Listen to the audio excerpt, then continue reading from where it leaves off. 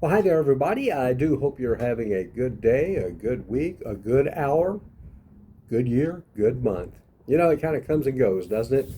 We have good days, we have bad days. We have good months, we have bad months. Good years and bad years. Of course, reflecting back on, still the worst year of my life was 2019. When my beautiful bride, Pam, fell ill, and then eventually we lost her to heaven. The year really sucked. And here we are now, 5 years later, 5+ years later. And wow, time does help. It really does. If you're questioning that right now in your grief journey, at least from my firsthand experience, the passage of time did help. Now, those first couple, 3 years, though, it was really, really hard. You can go back through and look at some of the videos I did during that time, and you can see what I'm talking about and also how I got through some of those really tough times. And a short little plug, if you want to read more about that first year, my book is still available on Amazon, free if you do it. You can do a free download from Kindle Direct or whatever it is, Kindle Unlimited. It's absolutely free. Anyway, the name of the book is Year One of Grief, and it's by me. It says Year One of Grief by Jack Church. And that talks a lot about the first year. So here we are now, though, 5+ years later, heading towards 6 years since I lost the love of my life. And many of you who have followed my journey, you know the ups and downs and ins and outs. And you know, too, that, yeah, earlier this year, I in fact did marry again. Was not in my plans. I was not searching for anyone, anything like that. It just happened. And it was supposed to be just good friends, me and Nicole. That's all it was going to be. And turned into something else. Didn't see it coming. But I often say that God had a plan. And so far, so good. Some of you, too, you'll comment from time to time. They'll go, well, where did you meet her? And I say it's in the videos, but everybody doesn't watch all the videos. But I met her in church, of all places. I certainly did. It was a very chance meeting. It was very, wow, the way we met, it was almost miraculous because we both were thinking this might be our last Sunday to attend that church. We reflected back on that later. If you hear the wind whistling about, it's a cool, blustery day here where I'm sitting right now, but I still like to be outdoors. I've just always been an outdoors person, so even when the weather's not good, you'll still find me outdoors as much as possible. And I wanted to answer too, follow up on a question somebody asked, or not somebody, several people have asked since I did the 5 year anniversary of grief video. People have asked, well, if you hadn't have met Nicole, do you think you would still be happier now? And I will tell you, yes. I mean, Nicole is like the cherry on top of the sundae, as they say. She makes it even better. But I was getting better. I was healing. My heart and my soul and my outlook was healing.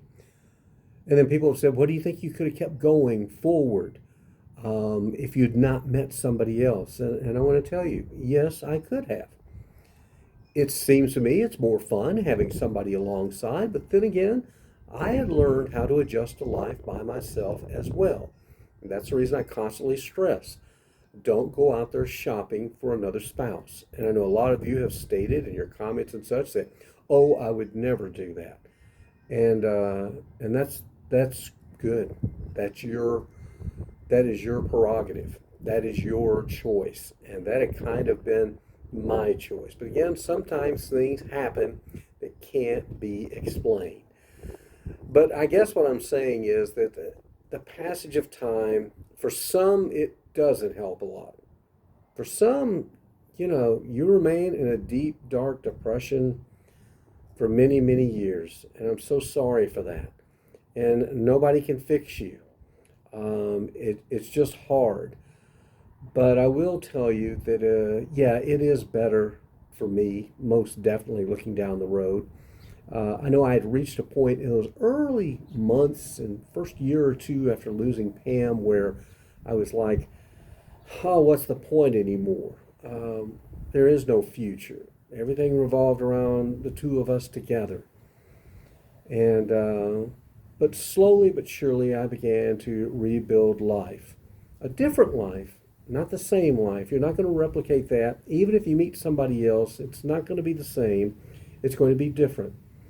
And you just have to have an open mind to saying, okay, I can live with different. I can't have the same thing all the time. So, yeah, you learn how to adjust. You really, really do. I've also had, I'm trying to answer some of the questions people have asked me. They've said, well, what do you think about moving? Does it help? And again, that's going to be different for everyone as well. I can tell you, in my case, after I first lost Pam, I stayed in television. You may remember I was a weather guy. Now I work for a radio network. Different thing, totally different. But I did stay in television for about another 14 months. And then I decided, it's time to break away. It's time to maybe explore and do something new and different. And so my first move was from Oregon back to Nashville. And thought, well, get closer to my roots and family and things like that. And that was okay, but it wasn't right. It still didn't feel right. So you're probably saying, oh my gosh, you moved again? Well, yeah, I did. When you're going through grief, sometimes one thing that is, there's no advantage to being alone necessarily, but it is just you making decisions then. And those decisions only really affect you personally. And I know there's other things, family considerations and friends and stuff like that. But in the end, when you're a family of just one, you've been uncoupled, the decision is just on you. So, so I hung out in the Nashville area for about a year till I kind of started feeling a little better.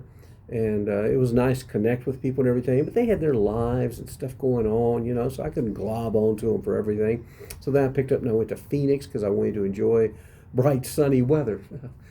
Not getting that here where I am now, but anyway, went to Phoenix and it was a great move. It turned out to be the best move of my life. I look back on living in Phoenix now, and sometimes you look back and go, well, okay, what did you like about a place? Well, I can give you a whole laundry list of reasons why I like Phoenix.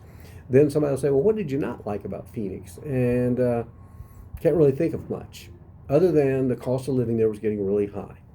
But everything else, it was a great, great experience.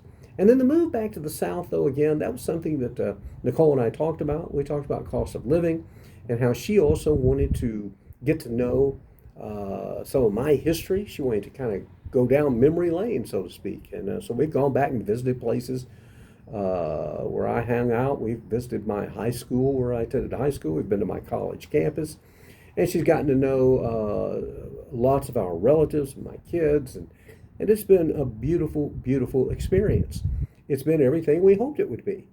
And then you might say, well, are you going to stay in the South? Is this it? And I'm going to tell you, I don't know. Probably not. We're a good match on that front.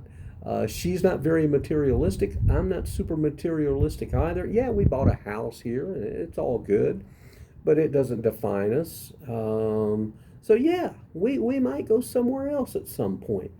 But we're enjoying living life together, and we're enjoying. We've learned how to embrace change. We've both been through a lot. Even though she didn't lose a spouse like I did, it's still, she had things that happened in her life as well. And we both said that we were injured and hurting when we came together.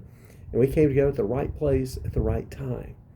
And so maybe that will happen for you. And it may not be a romantic interest. Maybe it'll just be someone special that you're not related to, you haven't been friends with in the past, and it will just work out and be a good connection for you. I think one of the great things about our relationship is we do indeed come from totally different backgrounds, totally different cultures. Everything could not be more different. And then you're thinking, well, how the heck does that work? It works. It also makes life kind of fun and exciting because I learned something new about her life and what took place and her culture every day. And she tells me, same thing here as well. So it's, life's meant to be an adventure. It's meant to not be the sameness day in, day out. And when we're going through grief, of course, the days just kind of blur together. The hours blur together. They do feel the same. It's like this will never, ever change. But I'm telling you, for a lot of you, again, not everyone, because I know there are going to be the naysayers that we're going to say, no, it's never going to change. It's always going to be awful. That's just the way it's going to be. And I was there with you. But for the others, I do believe there is hope for change. And change is good.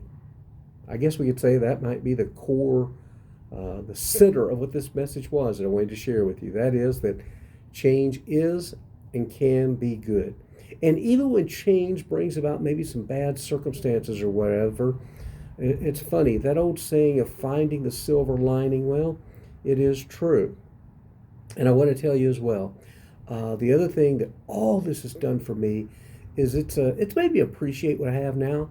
But one thing I have too, and my faith in God plays a big part in this, is I still, the one thing after losing Pam that happened to me was I don't worry about death. I just don't. It's going to happen to each and every one of us out there. And then I always tell Nicole, I go, well, I'll be gone much before you because she's younger than me. And then she always reminds me, she goes, you don't know. She goes, did you think Pam was going to go as young as she was? And I look back and go, well, you're exactly right. And I hear from people on this YouTube channel all the time. I've heard from 20 somethings, 30 somethings, 40 somethings, the gamut of ages who have lost spouses, who've lost children. We don't know when loss is going to happen. So just embrace life while you've got it, and keep on keeping on. And again, you know what I've said, and I'll continue to say this in the messages. Nobody should ever tell you to move on. We're not talking about moving on. Yes, sirree. Your past is always part of you. That loved one is always going to be with you. You don't move on from them, but you do learn to move forward. Moving forward and embracing change. That's it. Thanks for watching. Thanks for subscribing. Share this if you enjoyed this message. Bye now.